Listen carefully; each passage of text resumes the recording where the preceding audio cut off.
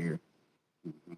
Just bag it up. Yeah, I'm gonna take it home, make a video, and talk about it. And then the people that like me will actually say something about it.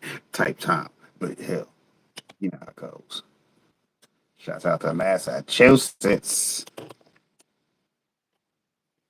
6 plants. That's not bad because you know how I am. Yeah, that means for every house I got, I could have 6 plants. I mean, in that state, that's how you do it. You multiply your residences at that point because, hell, you got some money. You saving money by not buying from a dispensary. Hell, 6 plants. Okay, boom. Multiply that by 60 houses. Now you got you enough for the year. Yeah, you go to jail. Like Tom said at the beginning. Hey, shout out to Tom said, nah, don't just try that shit. Then your ass to go to jail.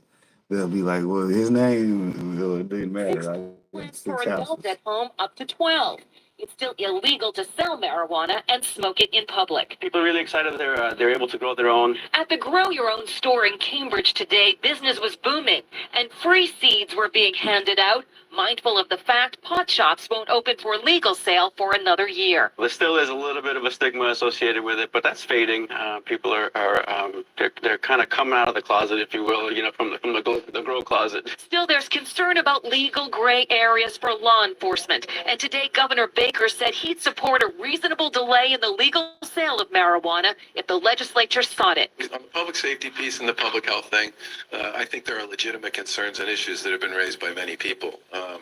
The details obviously matter on that. For now, Brian Such doesn't see a new budding marijuana business just yet. I think that everybody who smokes already smokes. There's not a big population that's going to go out there and try. There's going to be a small amount of people who will try it. That clip that you guys just saw is about 8 years old, and the governor that you guys just saw in that clip is no longer the governor of Massachusetts. But nonetheless, that clip conveyed the message really well. A lot of customers were not allowed to say the word bong over in Massachusetts or in some of those illegal states for fear that the DEA will get them in trouble. Scully, And good according to to see this, you. How you previously doing? to avoid trouble with law enforcement, especially the DEA, some head shops restricted the use of certain terms like the I'm word gonna head over bong. to And Scully's according place to Worcester tonight. He'll Magazine, in probably this be article, reading which was something. published literally back in If 2022, not, it'll be a outside roll of some call. stores, example, there's one in North Carolina, Something there's a with sign the posted up OG on the from door that says, "Do not say the B word. You will be section on asked to YouTube. leave." So it's pretty crazy, but it's clear to see that these are some of the levels that people have to go to in prohibition land just to have some of these products sold. Because you gotta think about it. Everything sold in those shops should be sold for tobacco use, and bong is a word that's often associated with the good herb. And if the good herb is illegal in your state, then maybe that may be deemed paraphernalia, and you can land yourself in trouble. But since legalization, the word bong will no longer land you in hot water. But what can land you in hot water is if this bill passes and a lot of people have edibles,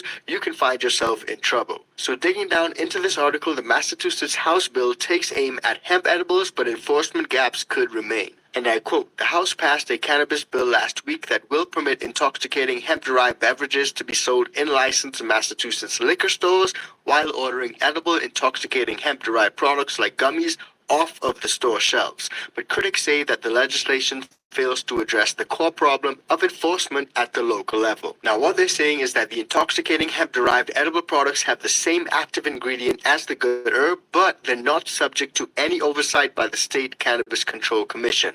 The sales of hemp products have proliferated across the state because of the federal loophole that defines hemp differently from cannabis, aka in the Farm Bill. Now, what this bill does that's pretty interesting is that it explicitly makes hemp-derived edible products illegal in the state while allowing hemp-derived beverages to be sold in licensed liquor stores. And this takes us back to something that we discussed quite a few times already, where you guys see big alcohol but also big pharma trying to get in on the cannabis industry because the cannabis industry is actually eating into their profits. A lot of people who actually consume the good herb do not consume a whole ton of alcohol or do not consume a whole ton of pills from big pharma. So it's pretty interesting to me that they're banning all edibles, but they're allowing hemp-derived beverages to be sold in licensed liquor stores under supervision of the Cannabis Control Commission. So it seems to me that a lot of states, whether it's red states or blue states, are trying to regulate the hemp industry, and that's something that some people are pushing back on. But don't take my word for it. Let's hear a little bit more about this bill and what people think. Boston 25 News reporter Alyssa Azara outside of the State House, where the House unanimously passed a bill this week